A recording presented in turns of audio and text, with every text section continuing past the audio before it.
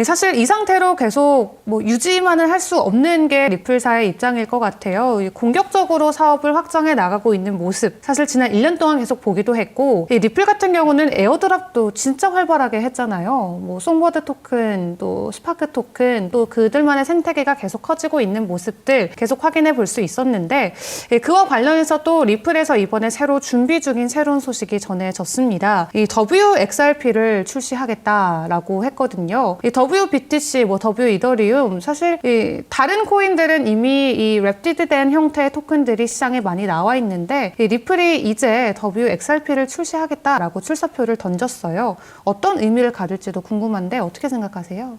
네, 맞습니다. 이 리플이 말씀하신 대로 커뮤니티가 굉장히 크고 활발한 걸로 이제 유명한 코인이죠. 또 커뮤니티에서 지금 어떤 얘기들이 나오는지를 가만히 보면은 가장 뜨거운 게 바로 말씀하신 그 랩드 토큰, 랩드 코인, 랩핑 코인이라기도 하기도 하고 랩드 코인이라 하기도 하는데, 네. 이제 WXRP가 나온다라는 거예요. 또 최근에 리퀴디티 헙 그 출시 발표도 있더라고요. 그 아까 말씀드린 이제 ODL이 이제 국제 송금을 XRP가 굉장히 패실리테이트하는 그런 거라면, 네. 이제 근데 ODL 굉장히 잘 되고 있대요. 지금 제가 몰랐는데 거래량이 그 YOY로 130% 늘었다고 하는 거 보니까 국제 송금에 그거를 쓰는 기관들이나 법인들이 되게 많은 것 같고, 네. 이제 거기에서 약간 파생된 건데, 이제 리퀴디티 헙이라는 거는 그냥 그거 자체가 거래소가 되는 거죠. 네. 그 리플 네트워크 자체가. 네.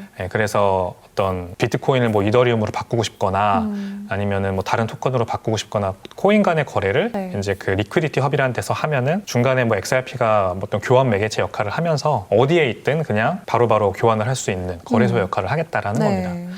그것도 보면은 이제 그런 것들을 보면은 이제 리플의 처음에 브래드 갈링하우스 CEO의 어떤 비전을 사업적으로는 굉장히 잘 구현하고 있다고 생각은 들어요. 그러니까 뭔가 유동성을 더 빠르고 활발하게 커지게 해주겠다라는 네. 어떤 리플의 목적에 부합하고 그거의 또 연장선상이라고 보면 될 것 같아요. 이 W 리플이라는 거는 네. 리플은 어쨌든 별도 블록체인이고 다른 블록체인들과의 이종 그런 커뮤니케이션이 불가능하죠. 네.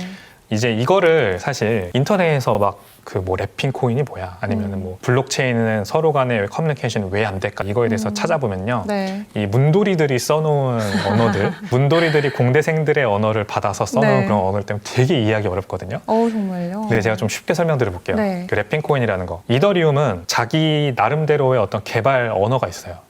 토큰을 발행할 때 쓰는 규약이라는 게 있잖아요. 네.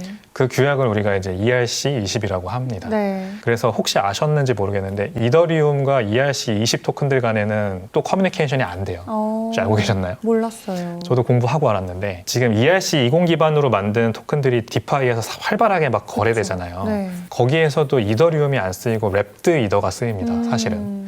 그거를 디파이 쓰시는 분들은 다 아실 텐데 네. 이게 왜냐면은 이제 이더리움 토큰은 이더리움 블록체인이 지금 같은 형태를 띠기 전에 미리 발행된 토큰이라서 그 후에 나온 ERC20 규약과 약간 맞지 않아요.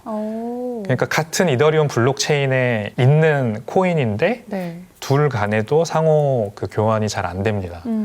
그만큼 이제 어떤 컴퓨터 언어를 이용해서 토큰이라는 걸 만들 때는 그 토큰을 만드는 규약이 맞아야 똑같이 맞아 떨어져야 그 온체인 상에서 교환이 될 수 있다 이렇게 보시면 돼요. 그러면은 이제 ERC20 기준으로 발행된 토큰들과 이더리움 간의 그 교환은 이더리움 블록체인 상에서 그런 식으로 하고 네. 다른 것들은 어떻게 할 거냐 이제 이거에 대한 거를 우리가 잘 아는 코스모스나 폴카닷 같은 곳들이 이제 네. 인터 블록체인 기술이다 해서 자기네가 가운데에 있고 비트코인이 왼쪽, 이더리움이 오른쪽에 있어서 비트코인을 우리한테 보내. 그럼 우리가 우리 규약에 따라서 새로운 코인으로 감싼 다음에 이더리움 형태로 바꿔서 보내줄게. 이제 그거를 양쪽을 왔다 갔다 하게 해주겠다라는 거거든요. 네. 그거의 또 약간 다른 버전이 그래서 이제 랩드라는 컨셉인데 말하자면 이더리움 코인들과 ERC20 코인들과 이더리움 블록체인 안에서 교환될 수 있게 하기 위해서 어떤 다른 블록체인 코인들을 가져와서 그 이더리움 블록체인 안에 묶어요. 스테이킹을 한다고 보시면 네. 되죠. 우리가 잘 아는 개념이니까. 그 코인을 담보처럼 거기에다 스테이킹을 해놓고 대신에 토큰과 가격이 1대1로 연동이 되는 형태로 ERC20 규약의 코인을 새로 하나 생성을 하는 겁니다. 그러니까 이제 그 WXRP라는 말이 그래서 이해가 되죠. 감쌌다는 거죠. 그쵸. ERC20이라는 껍데기로 리플을 감싸서 다른 토큰들과 이더리움 상에서 활발히 교환되게 할 수 있는 겁니다. 그러면 원래 내가 가지고 있던 리플은 어디에 있냐? 이더리움 블록체인이 스마트 컨트랙트에서 잘 가지고 있어요. 지금 이제 리플 홀더들은 그래서 네. 예전부터 사실 많이 이런 얘기를 들어왔는데 디파이를 사용할 수 없어요. 그렇다고 해서 CFI도 사용할 수 있냐? 그것도 쉽지 않아요. 전 세계적으로 찾아보시면은 뭐 리플 그 이자 주는 서비스를 주는 그런 그 CFI 서비스들이 몇 개가 있긴 하지만 네. 뭐 모든 CFI들에 다 있지는 않으니까 특히 우리나라 업체들은요. 그 디파이를 그래서 사용할 수 없다. 그러니까 내가 토큰을 오랫동안 가지고 있는 홀더 입장에서 어딘가에 묶어놓고 좀 이자도 받고 이러면 너무 좋은데 그렇죠. 이더리움은 그게 너무 잘 되잖아요. 이더리움을 지금은 코인베이스에다가도 스테이킹 걸어놓으면 이자를 주니까 어떤 불로소득으로서 내가 이더리움을 오래 보유할 수 있다는 그 유인이 있는데 네. 리플은 그게 좀 상대적으로 적었죠. 그래서 가격 상승만 외치고 야 가자 막 이렇게 할 수밖에 없었던 건데 그래서 WXRP의 출시의 어떤 가장 큰 기대할 수 있는 점은 이제 디파이에 드디어 XRP가 본격적으로 진출할 수 있다는 것 같아요.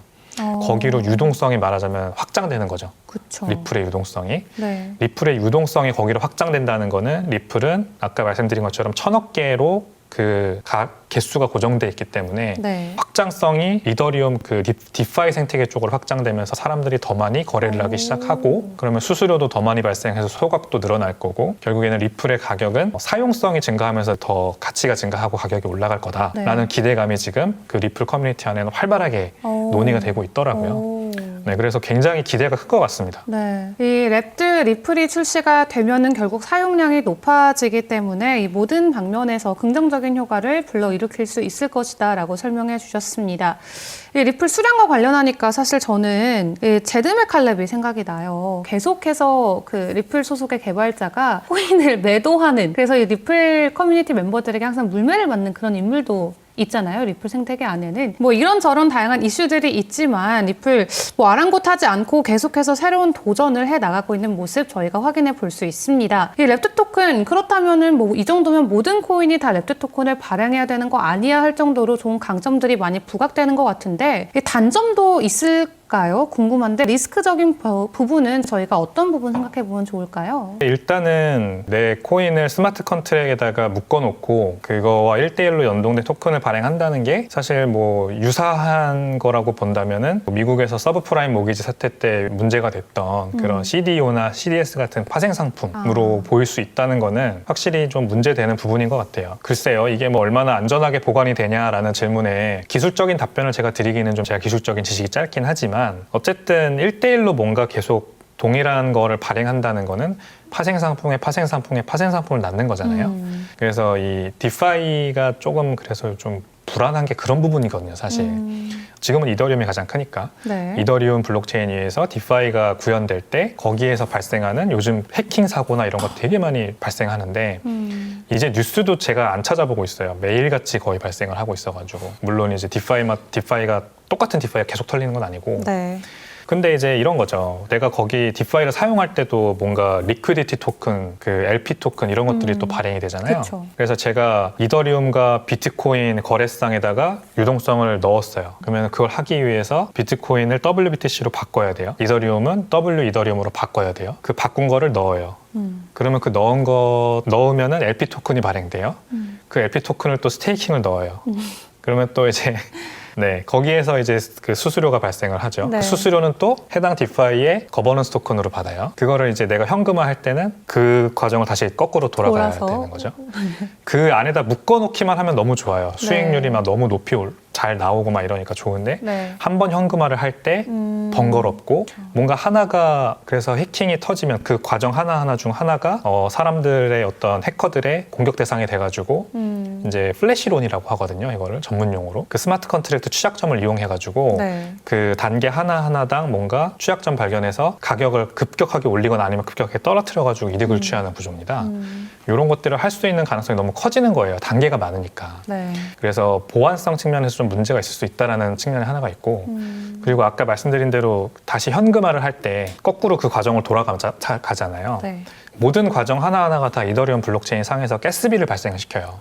그래서 뭐 메타마스크 연동해가지고 디파이 써보시는 분들 잘 아시겠지만 한번 랩핑 코인을 랩핑할 때 네. 이더리움을 랩드 이더로 바꿀 때도 가스비가 발생하고 그쵸. 네, 그거를 LP 풀 안에 넣을 때 발생하고 또 현금화 할 때 또 발생하고 이제 이런 가스비가 엄청나게 발생을 합니다. 네. 그래서 얼마인가요? 지금 가스비가? 사실 찾아보고 들어오진 않았지만 어떤 사람들이 트위터에 올려놓은 거를 지금 보고 들어왔는데 네. 디파이에 NFT를 하나 사는데 거래 수수료만 400불이 나오고 있는 것도 그쵸. 올리고 막 그러네요. 트위터에 네. 지금.